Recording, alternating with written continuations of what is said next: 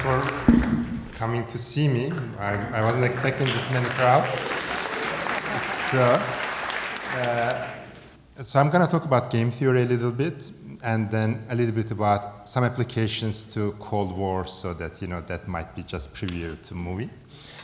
And so game theory is the study of strategic interaction. So whenever there are multiple players who make a decision and the outcome depends on everybody's decisions, then we will have a game theoretic situation. In such a problem, a player's action often depends on not only on his own payoff, but also what he thinks about what the other people are going to do. But then what the other people are going to do depend on their payoffs. Therefore, he also needs to think about what the other people's payoffs are. But that's not enough, because he has to think about what the other people are going to do. What the other people are going to do depends on their payoff and what they think about the other people. Therefore, they have to think about what the other people think about, beliefs about other people's beliefs, and this will never stop. There's an infinite regress problem that goes infinity, and that's what makes game theoretical analysis highly difficult and conceptually difficult, actually. So game theory has many applications today.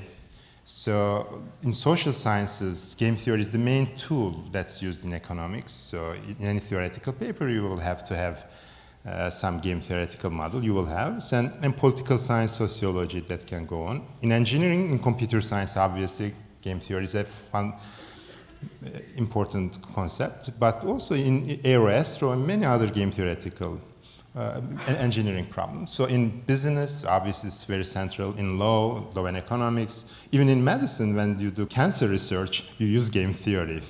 So believe it or not. So in biology, it's also central. So it's a very common tool. So I have like 100 students every year in my undergraduate class. So that shows that a lot of people are interested. So here's a brief history of game theory. So game theory goes way back, but written history, for example, important work was done in 1800s in European economists, like Cournot applied game theoretical analysis to oligopoly problem that's called now Cournot oligopoly. Edgeworth used that for other stuff. But the main thing happened during the Cold War in the United States. So the first person that you would like to know is John von Neumann. He was a brilliant guy who did a lot of work in, physics and mathematics, and he is the founding father of computing. He's also one of the founding fathers of game theory. His work on zero-sum games started started modern game theory, and then he also did some, cooperative game theory. But these guys were working on Cold War. So they had ideas that applied to war, but not in real life. So non-zero-sum games didn't work very well. And John Nash, in his dissertation, then he developed an idea, equilibrium concept, that applied to non-zero-sum games. So it seemed obvious mathematically, but actually it was a major step, because actually he went outside of Cold War thinking. And then John Harsanyi introduced incomplete information and so on and so forth. And in the 80s, after John Harsanyi's work in 1967, game theory became commonly used. In the 80s, it became really the main tool in economics. So what about game theorists in the US during the Cold War? So basically, in that era, every game theorist, major game theorist, worked for government. Usually Department of Defense, State Department, Rand corporations, and so on. But the main person, for example, John von Neumann, as a mathematician, he was in Manhattan Project, he was the head of Atomic Energy Commission, and then he oversaw hydrogen bomb, and then he, as a game theorist, he was credited for MAD, Mutually Assured Destruction. And this movie is a critic of that idea. Okay, and then when you see Dr. Strangelove, you are going to realize that actually he's a very, very smart guy. And in fact, partly based on John von Neumann. So what I'm going to do, I'm going to here talk about a little bit, some couple notions in game theory and give a couple examples. So like one thing is obviously when there are many people, there's conflict, there's room for cooperation. If there's no room for cooperation, then it's the trivial game. And then coordination, communication, these are the main concepts, and then you are gonna see in the movie coming again and again, these kind of concepts. And commitment, that will be very important. So here is the idea of mutually assured destruction, for like baby version of it. Consider two nuclear powers, let's call them USA and USSR. And each committed to attack the other power with full force if attacked. For each country, attacking the other country triggers an attack on its own soil. Therefore, in equilibrium, they won't attack. That's the idea of mutually assured destruction. That's the whole idea, okay? But then, when you think about it, there are many problems there. What if one attacks by mistake? So at that point, right, you don't want them to attack with the full force. You want to kill as many as you want to attack more. So that's the second idea is, what about, how do you know that a country can commit to attack? For example, suppose that there was a mistake and one attack came to California or Hawaii.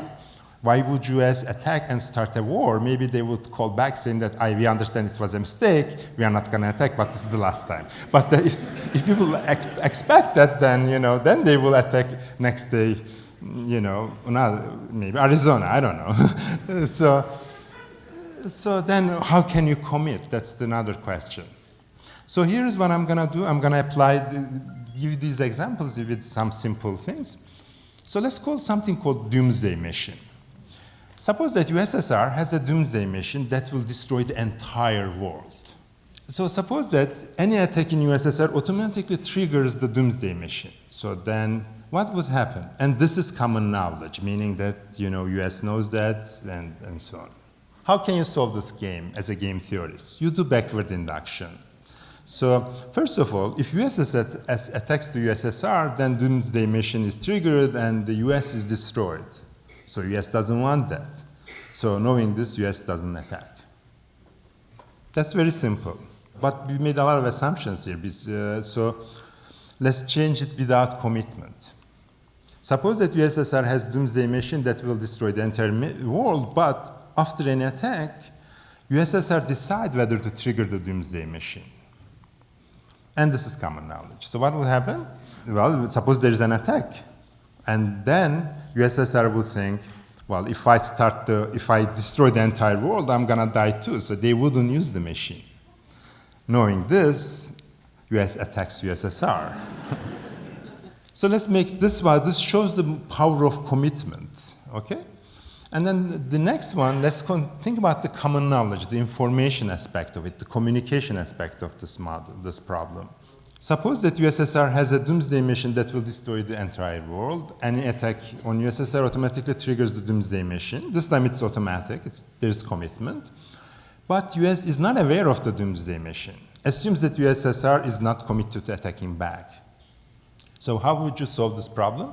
Well, first of all, if there is attack, then doomsday mission is triggered and the US is destroyed. But US doesn't know that. They think that it's gonna be they are not committed. If we attack, they are not going to attack. We have seen that, right? And therefore, they figure out, and then they attack. And they trigger the destruction of the Earth. Okay, so this was because the lack of common knowledge. All right? So the thing is, if you actually construct a doomsday mission, make sure that everybody knows it. That's the main lesson. Okay, that's the end of it. Thank you.